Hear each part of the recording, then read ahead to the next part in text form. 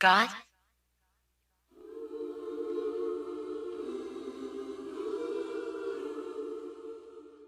Last week we read a letter at the end of the show. Who's we? Matt read the letter.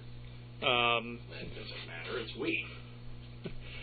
Matt read a letter from one of our listeners, Atheist in a Minivan, who has her own blog, and her daughter had written a very long essay in school about not celebrating Christmas, basically.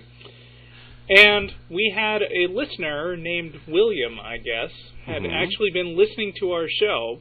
Oh, yeah. Big shout-out to William, if you're out there. Dude. Hey, William. What's up? William is a fundamentalist minister. And he decided to go and stir up some trouble on that blog. At first, dozens of people started responding to him, and then it started getting on sites like Dig.com, and then many more dozens, and then it got linked by Pharyngula and some other blogs. Wow. And then it got hundreds of comments. Many hundreds. Yeah, that brought it to its knees, actually. There was a period of time where she couldn't access her own blog. Really? And there was a point in time when I was trying to post a comment, and it was just down. Yeah. And this was, Blogger. I mean, Right. This is how Google fame run. occurs. Yeah.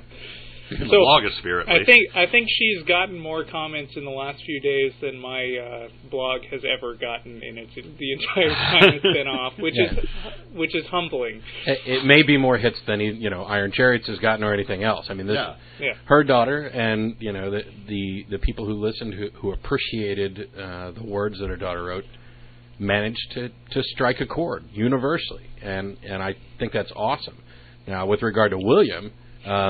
William just made it more fun. Well, I had a lot of fun because William, who listens to the show or occasionally listens to the show or thinks he listens to the show enough to know who the hell we are, he shows up and starts off with this statement that he feels that God led him to listen to our shows so that he could discover this atheist who happens to live in his vicinity so that he could witness to her and save her family.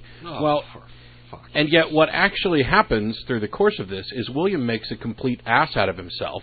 To the point he calls her filthy and stuff. To the point where members of his own congregation come on to the blog to post, wow, he wasn't this mean when he talked about it in church, and I'm shocked. And other Christians are coming on saying, William doesn't represent my Christianity.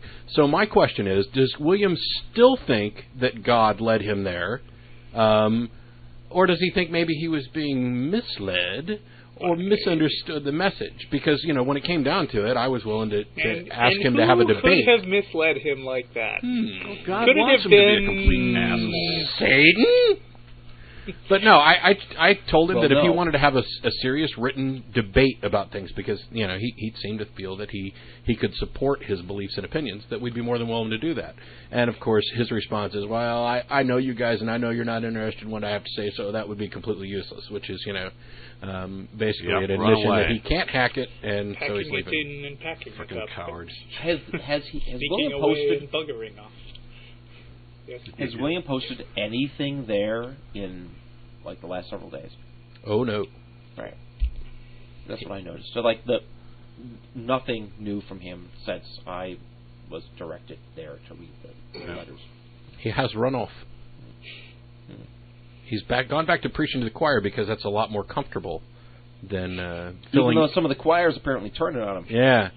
It's still got to be more comfortable than admitting that he's unable to fulfill the obligations that he knows he has as a Christian. Yes, and I don't know how this came about, but the blogger said that one of her friends had actually gone to a sermon of William's, and I don't know why, but she came back and reported on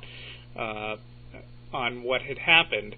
And William's response was that, this merchant of sin or whatever should not set foot in his church, and, you have spies. And then somebody very entertainingly posted on her blog, yeah, because the last thing an evangelical church wants is a sinner to come in.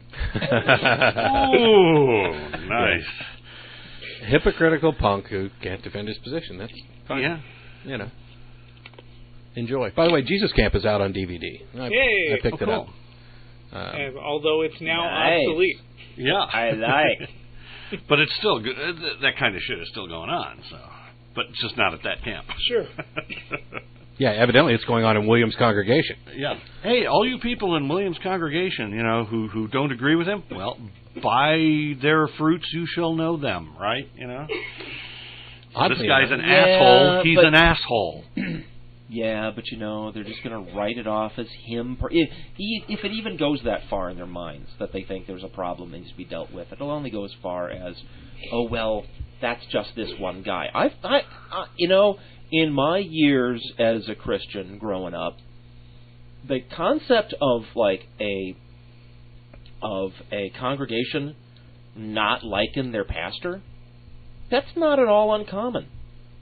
There's all kinds of that going on in the church going life. A lot of criticism about how he behaves or what sort of messages he says in church and stuff like that. That's really, really common. Weird. It's just really unlikely that it'll tip him over the edge into, Oh, yeah. oh my God, and I bet this whole religion is crap in the first place. Yeah. Oh, I do remember one of the first things that happened in the exchange. My wife Ginny got into it and said, you've got a lot of nerve coming on and saying all this stuff about people you don't even know. And he said, I don't have to know what I don't have to get to know atheists to know that you're all like rapists, basically. I mean, not. No, he said he didn't have to know a rapist to know what was wrong with it. That's right. Charming. Feel the love. Yeah. And interestingly, most sociologists and psychologists would disagree with that as well.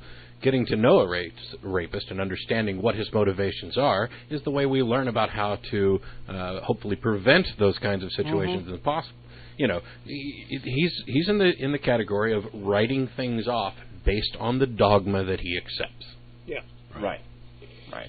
Can somebody explain to me how he figured out that this woman lived in his area from listening to our show? I We didn't really say do where not she know was. the story behind that. Her blog says that she's from California, but that's about it. Now, I don't know how he went about discovering that it was. Maybe she. Maybe he found her podcast after somebody Her who knew podcast? her. Her blog. After he found out that somebody who knew her. You mean he has I don't know. spies?